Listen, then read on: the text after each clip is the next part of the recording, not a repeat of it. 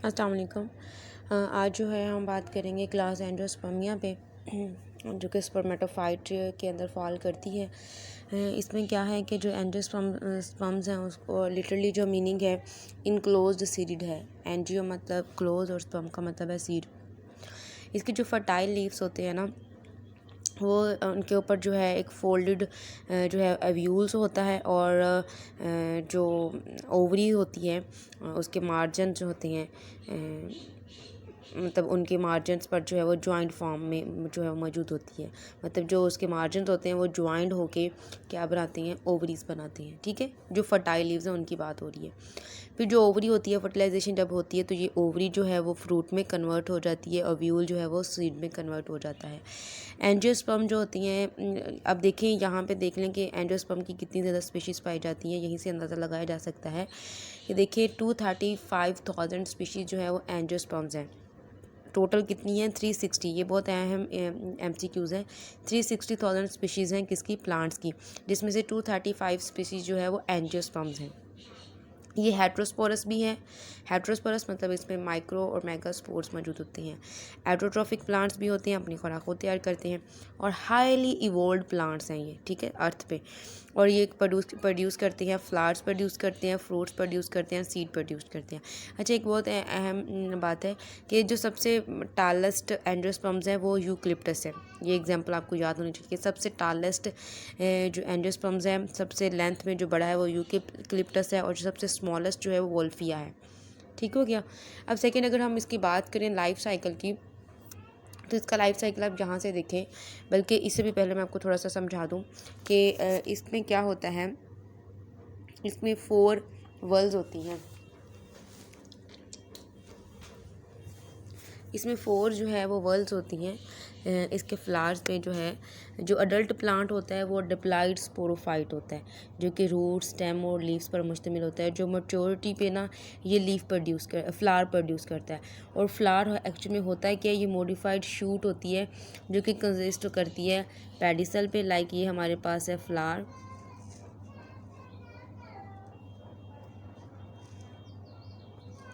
ये हमारे पास है फ्लावर,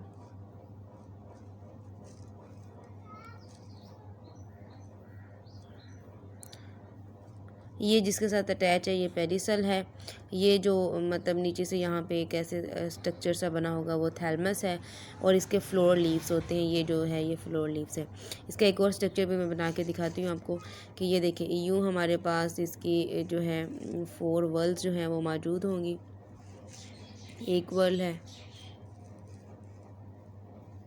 फिर ये एक वर्ल है, फिर ये दूसरी वर्ल है और लास्ट पे एक और वर्ल्स होगी और यहाँ पे फिर थैलमस जो है वो मौजूद होगा। ये बिल्कुल रफ़, बहुत ही रफ़ स्ट्रक्चर है। अब इसमें ये क्या है कि यहाँ पे ये थैलमस है, ठीक है, तो ये थैलमस होता है, ये पेडिसल होती है और ये वो 4 वर्ल्स हैं। अब ये 4 वर्ल्स किस तरह से हैं इसकी मैं आपको बताऊँ। ये 4 वर्ल्स इस तरह से हैं कि सेपल्स होती हैं, पेटल्स होती हैं, स्टेमन्स होते हैं, कार्पल्स होते हैं। अब यहाँ पे हमारे पास ये मैं लेती हूँ, ये थैलमस है और ये स्टाक हो गया हमारे पास, ठीक हो गया। अब यहाँ पे क्या है हमारे पास अटैच है, सबसे मैं आखिर वाली की वर्ल्ड की बात करती हूँ।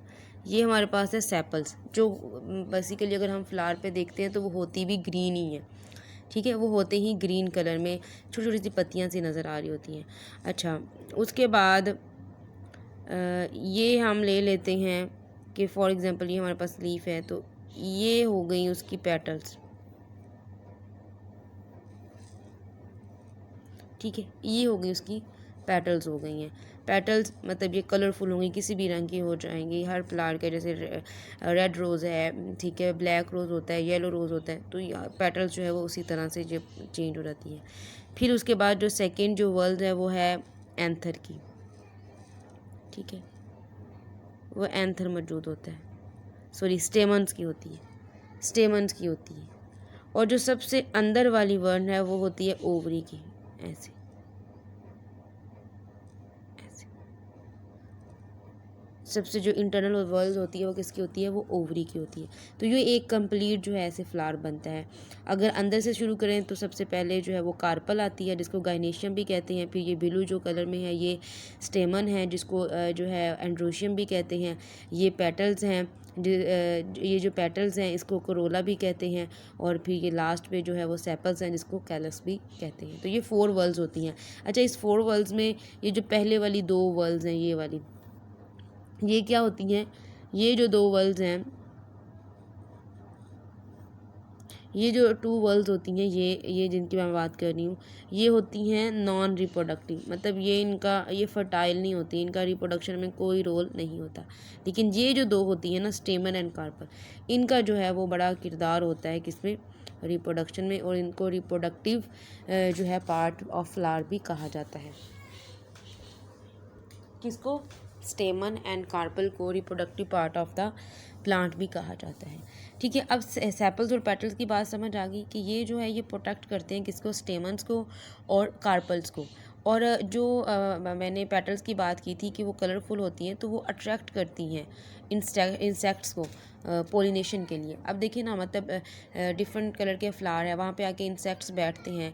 जब इंसेक्ट वहाँ पे बैठते हैं तो उनके जो है परों के साथ अटैच हो जाते हैं स्पोर्स जो हैं, पोलन ग्रेन जो है वो अटैच हो जाते हैं। मेल गमीटोफाइट जो होती है बॉडीज़, वो अटैच हो जाती है। फिर इसी तरह वो जब किसी दूसरे और फ्लावर के ऊपर जाके बैठती हैं, तो फिर वहाँ पे जो है वो पोलन अपने वहीं पे छोड़ आती हैं जो उनके साथ अटैच होते हैं। तो यूँ जो है वो पोलिनेशन होती है। ठीक है, एक फ्लावर से, एक फ्लावर के क्या कहते हैं, एंथर से स्टिग्मा की तरफ जो स्पोर्स की मूवमेंट होती है उसको क्या कहते हैं, पोलिनेशन होती है। जब पोलिनेशन हो जाती है तो उसके बाद क्या होता है, जो सेपल्स होती हैं, जो पेटल्स होती हैं, वो मतलब तकरीबन जो है वो फॉल ऑफ हो जाती हैं। इसके बाद अगर हम नेक्स्ट वो बात करें, मैं आपको मेल रिप्रोडक्टिव पार्ट की बात समझा दूँ कि वो ऐसे स्टार्क से होते हैं ना, ऐसे मैं थोड़ा खुला करके बना रही हूँ, बल्कि ये नहीं अच्छा बना, ऐसे होते हैं वो। ठीक है, ऐसे। अब इसमें ये जो पार्ट होता है इसको एंथर कहते हैं, ये जो होता है इसको फिलामेंट कहते हैं, और ये जहाँ पे ये कनेक्टेड होते हैं इसको कनेक्टिव कहते हैं। ठीक है, अब ये जो एंथर होता है ना, इसके अंदर जो है वो बनते होते हैं मेल ग्रेन, पोलन ग्रेन्स जो है वो बनते हैं, माइक्रोस्पोर जो है वो बनते हैं। ठीक हो गया। अब इसके बाद जो नेक्स्ट है कार्पल की बात करें, तो कार्पल की हम बात करें तो जैसे मैं पहले भी बता चुकी हूँ, हमारे पास ये है कार्पल, गाइनेशियम। अब इस गाइनेशियम में हमारे पास ये जो ऊपर वाला पार्ट है ये स्टिग्मा है, ये स्टाइल है, और ये ओवरी है।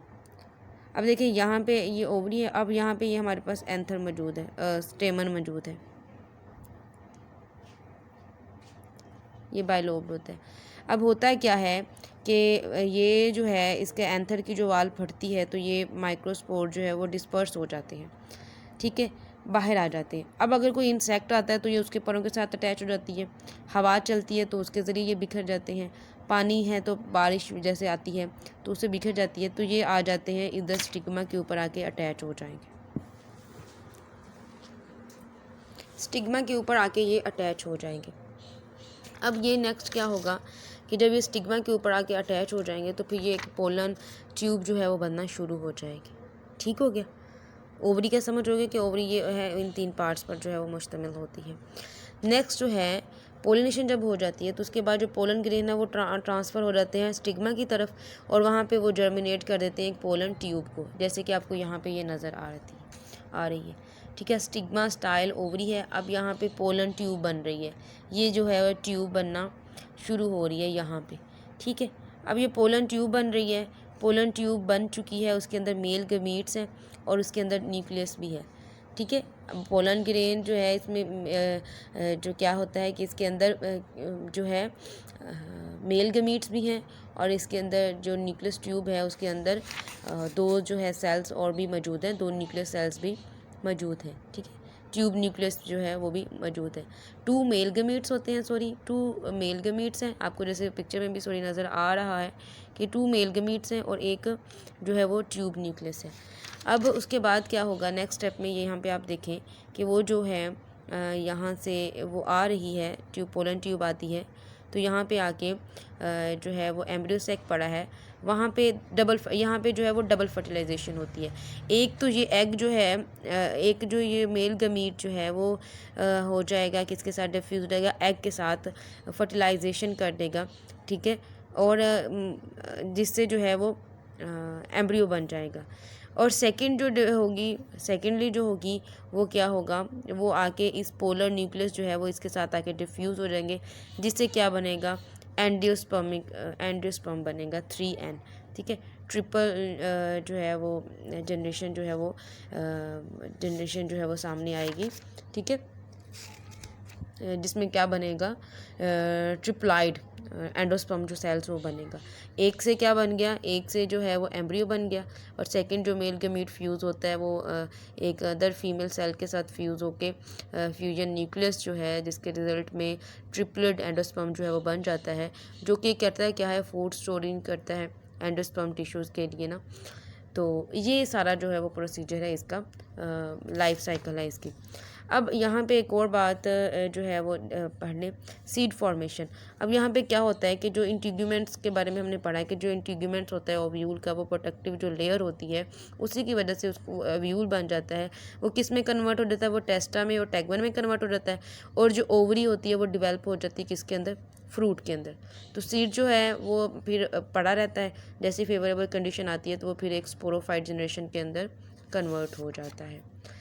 अब यहाँ पे डबल फर्टिलाइजेशन का देखें तो आपको वही कहानी नज़र आ रही है कि इसमें जो डबल फर्टिलाइजेशन है ये आपको याद रखनी चाहिए कि किस ग्रुप के अंदर होती है। तो ये सिर्फ और सिर्फ एंजियोस्पर्म्स के अंदर होती है, और इसके अंदर क्या होता है कि जो मेल गमीट्स होते हैं वो फ्यूज़ कर देते हैं एग के साथ और डिप्लॉइड ज़ाइगोट बना देते हैं, ठीक है, जो कि बाद में एम्ब्रियो बन जाता है। और इसी तरह जो मेल गमीट दूसरा होता है वो दूसरे फीमेल सेल के साथ जाके अटैच हो जाता है, फ्यूज़ हो जाता है, तो उससे फिर ट्रिप्लॉइड एंडोस्पर्म बनता है, जो कि एंडोस्पर्म टिश्यूज़ के लिए जो कि फूड स्टोरिंग एंडोस्पर्म टिश्यूज़ होते हैं। और ये बहुत इम्पोर्टेंट एडवांसमेंट है किन के अंदर, एंजियोस्पर्म्स के अंदर।